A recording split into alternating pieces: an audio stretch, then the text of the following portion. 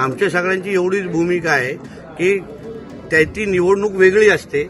ही निवडणूक आदरणीय अजितदादांच्या जाण्यामुळे आज आलेली आहे आणि म्हणून अजितदादा हे राज्याचे एक फार मोठे नेते होते आणि म्हणून प्रत्येक पक्षाने ही भूमिका विचार करून आपल्या महाराष्ट्राला एक संस्कृती आहे त्यानुसार त्यांनी भूमिका घ्यावी ही अपेक्षा आदरणीय मुख्यमंत्र्यांनी व्यक्त केलेली आहे.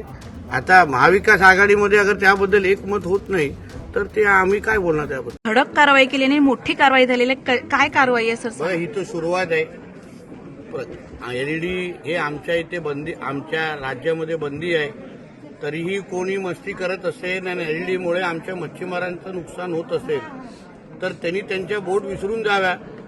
त्यांच्या एलईडीच्या जे काही जप्त केलेलं सामान आहे ते पण आम्ही नष्ट करून टाकणार आहे. त्याचबरोबर हेही सांगतो की ज्या मत्स्य संस्थांनी त्या एलईडी धारकांना जे डिझेल पुरवणारे काही मत्स्य संस्था आम्ही आयडेंटिफाय केलेल्या आहेत त्याही लोकांचे रजिस्ट्रेशन रद्द कसं करायचं, त्यांच्यावर कारवाई कशी करायची. कारण का एका बाजूला एलईडी चालूत असताना कोणीतरी त्यांना डिझेल पुरवत आहे आणि म्हणून ते समुद्रात जात आहेत आणि मच्छीमारांचं नुकसान करतायत.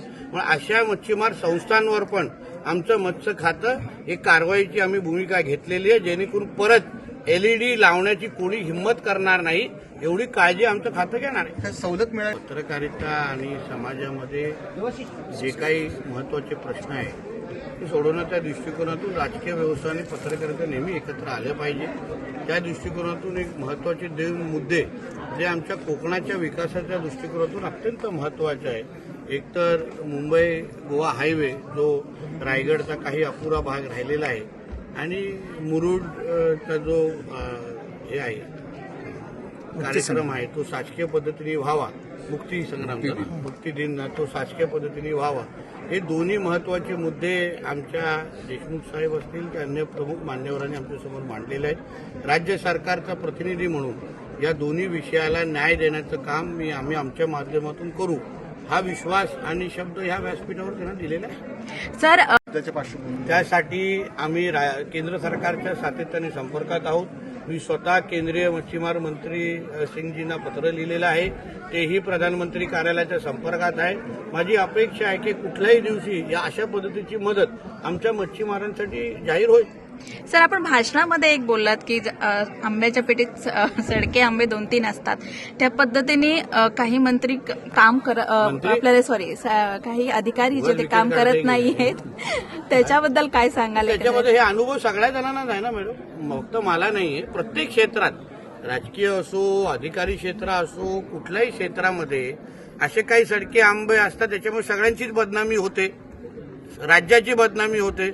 अशा लोकांना थांबवणं, अशा लोकांना जसं आपण ते आंबे बाहेर काढतो आणि ती पेटी व्यवस्थित परत पॅक करतो तसं करण्याची गरज आहे आणि ते आम्ही करतोय. आता भाजपने आता बारामतीसाठी हे ते करतायत विनवत्या काय बाकीच्या ठिकाणी भाजपने सुद्धा उमेदवार उभे केले होते. तसं त्यांनी मला असं वाटतं उमेदवार ह्यांनी दिलेले आहेत, काँग्रेसनी दिलेले आहेत. त्यांनी काँग्रेसशी बोलावं त्या पद्धतीने. आमच्या सगळ्यांची एवढीच भूमिका आहे की ती निवडणूक वेगळी असते. ही निवडणूक आदरणीय अजितदादांच्या जाण्यामुळे आज आलेली आहे आणि म्हणून अजितदादा हे राज्याचे एक फार मोठे नेते होते आणि म्हणून प्रत्येक पक्षाने ही भूमिका विचार करून आपल्या महाराष्ट्राला एक संस्कृती आहे त्यानुसार त्यांनी भूमिका घ्यावी ही अपेक्षा आदरणीय मुख्यमंत्र्यांनी व्यक्त केलेली आहे.